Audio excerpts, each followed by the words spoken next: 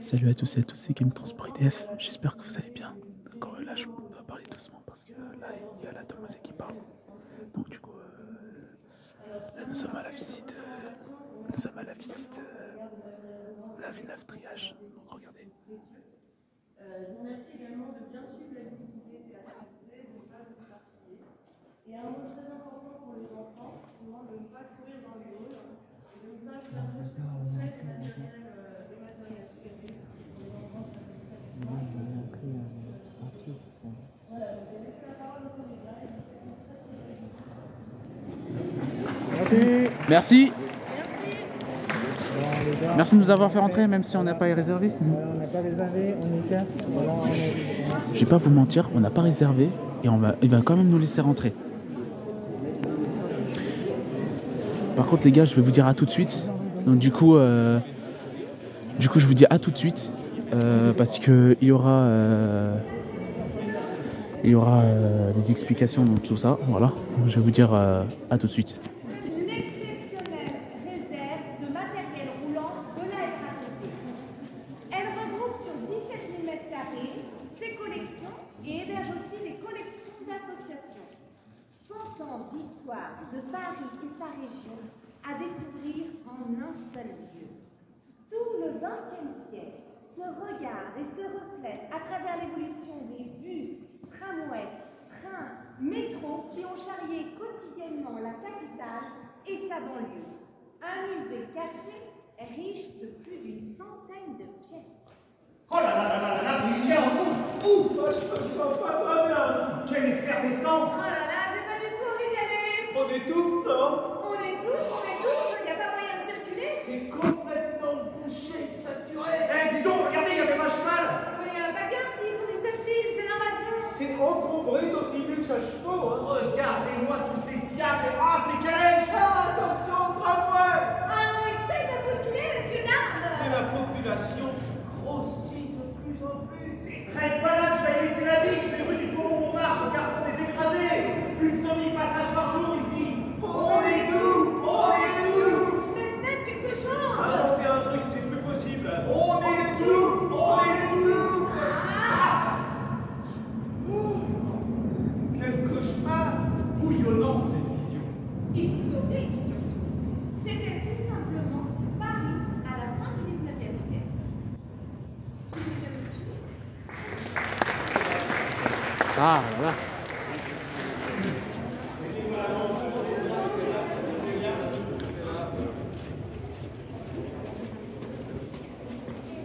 Voilà. Arrêtez-vous là. Stop, stop, stop, stop, stop, stop,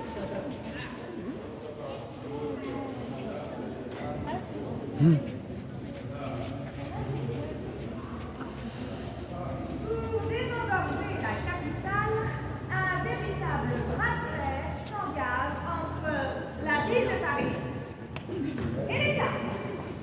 Messieurs, dames, faites vos paris. Messieurs, en place. Et go! Le railway métropolitain de Paris sera le prolongement et le raccordement des réseaux de trains nationaux comme à Londres. Jamais!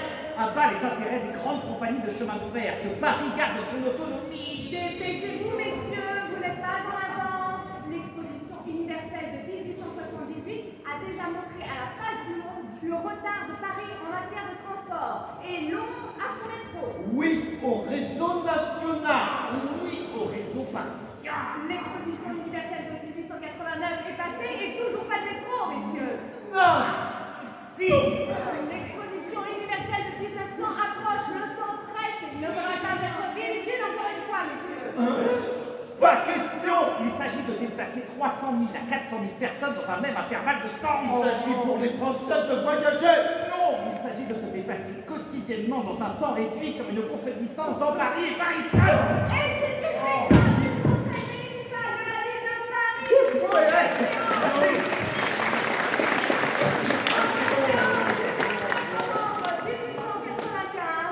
Le décret est passé, le métro sera parisien et seulement parisien. Fluctuat nec mergitur. Nous réduirons la largeur du gabarit des trains à 2,40 m, ce qui empêchera le matériel plus large des grandes compagnies de chemin de fer de circuler à l'intérieur de la capitale. Mais ça veut dire que les intérêts nationaux, les trains nationaux ne pourront pas s'introduire dans Paris. Exactement. Fluctuat nec pergitur. Eh bien, La ville de Paris construira le réseau du métropolitain et confiera son exploitation à un professionnel. En 1897, elle choisit la CMP, la Compagnie du chemin de fer métropolitain de Paris. Le compte à rebours est lancé. Il s'agit d'être prêt pour le 14 avril 1900, jour de l'inauguration de l'exposition universelle. Passons à côté. Ah, ça va, hein, on a eu de la chance. Hein.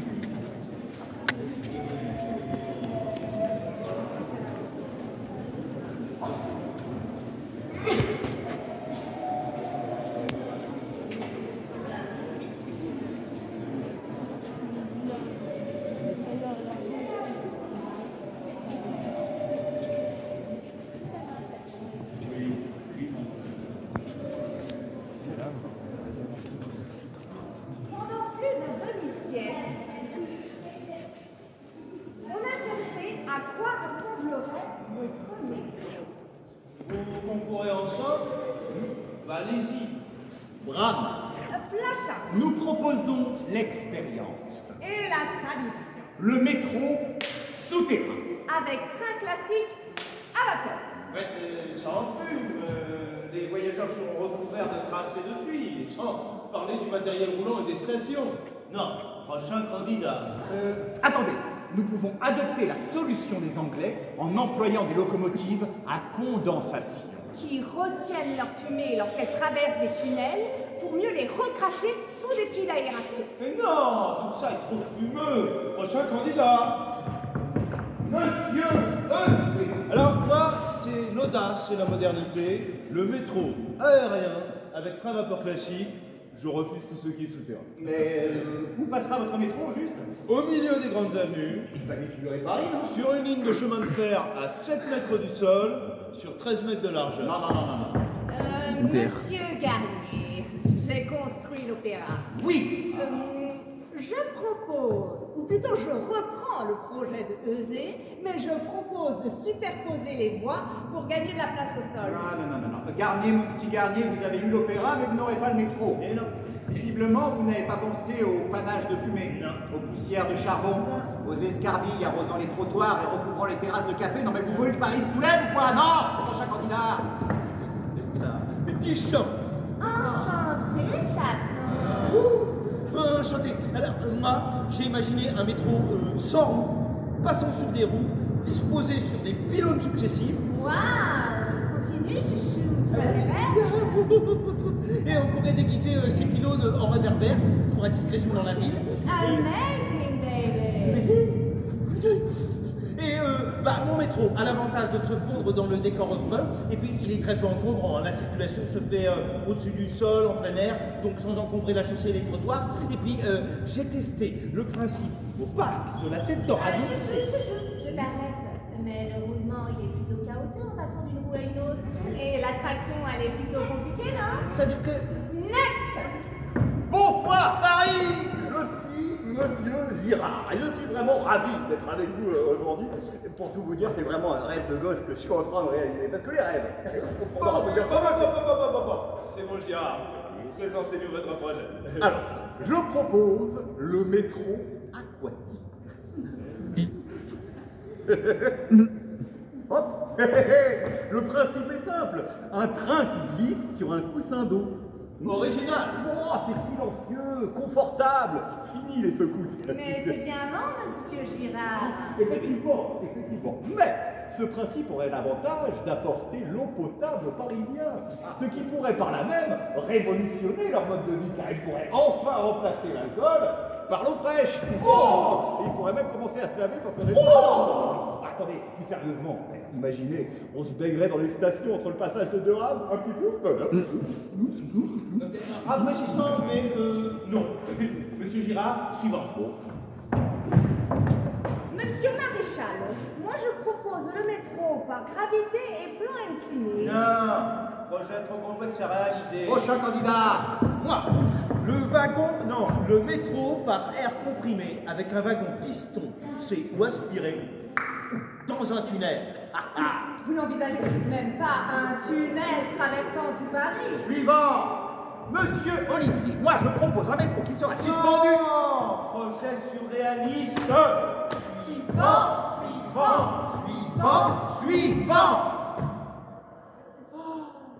Ça fait du bien que ça s'arrête. Et un jour, pour résumer, quelqu'un dit les mots. Traction électrique.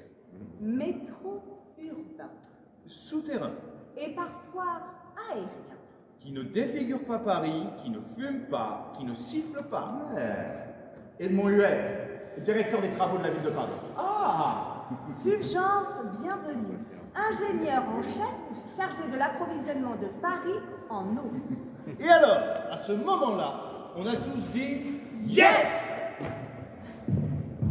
Fulgence, bienvenue. En retard, je suis en retard, je n'ai pas une minute. Mon projet à traction électrique a mis 2 ans pour être déclaré d'utilité publique. Il me reste donc exactement 2 ans avant l'exposition universelle pour construire la ligne 1. Il va falloir mettre les pelletés doubles. Je suppose que ça veut dire qu'on ne se mariera pas tout de suite? Non, mon petit, mais juste une minute.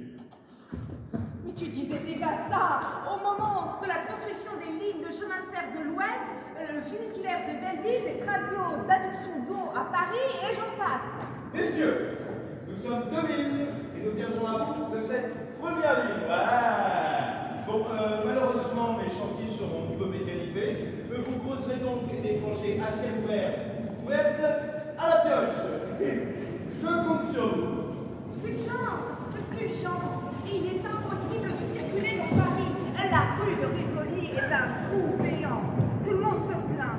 Mais je dis quoi, mes amis? La solution pour le métropolitain est de suivre l'axe des rues. Fulgence, attends! Mais s'il y a plus urgent, j'ai une décision d'une extrême importance à prendre, qui aura des conséquences jusqu'au siècle prochain. N'exagère pas. Toutes les lignes seront indépendantes et des trains seront affectés à chaque ligne et en desserviront toutes les stations. Ouais. Fulgence! Mes chantiers. En retard, je suis en retard. Quand vous n'aurez pas utilisé le bouclier, vous utiliserez l'arche. Vous creuserez des galeries souterraines protégées par des cadres en bois et débouchant dans les trous pour évacuer les déblais. Je compte sur vous. Fulgence, si tu trouves... Demeure dans une maison tout près de la Seine, où l'on fait depuis 3 semaines des fouilleuses et des travaux pour faire passer le défaut. Ma fenêtre tout en fumant des pipes, je regarde les équipes dont les hommes sont occupés à faire un trou dans mon quai. Et si vous voulez mon adresse, c'est pas difficile à trouver. Afin que chacun la connaisse, en 2 mots, je vais vous renseigner. Il y a un quai dans ma rue, il y a un trou dans mon quai. Vous pourrez donc contempler le quai de ma rue et le trou de mon quai. Mesdames et messieurs, la suite... Paris, qu'un jour le métropolitain fera tellement partie de votre quotidien qu'on utilisera l'expression peu ordinaire, métro, boulot, dodo, pour décrire vos journées. Mais Nenni, ma soeur, Il me rendra cher. jamais les Parisiens ne descendront dans ces trous. Les Parisiens ne sont pas des taupes. Sapristi, heureusement qu'ils ne sont pas tous aussi pleutres que vous. Vous verrez bien, les résultats de ce soir prouveront le succès du métropolitain. Les curieux de l'inauguration de Trésor auront laissé place à des Parisiens pressés de trouver une solution à leur déplacement. Moi j'ai vu. Partagez-vous? Avec un immense plaisir qui ne trouvera son égal que dans votre beauté sans borne. Pas tout seul.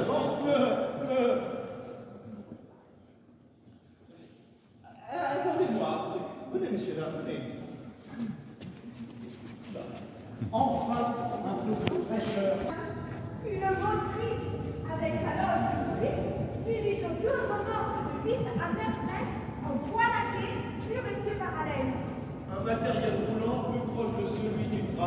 de celui des grandes lignes. Et là, le frotteur du troisième rail, celui par qui passe la paix électricité, l'alimentation de la traction électrique. Que mon Dieu, A1, B161, un étrange codage, on devrait se méfier, la franc-maçonnerie n'est pas loin. N'importe quoi. Mon père me l'a dit. La lettre A désigne la première classe, tandis que la lettre B désigne la seconde classe. Et le numéro indique l'ordre de la mise en service de la remorque. Alors, attendez. A1.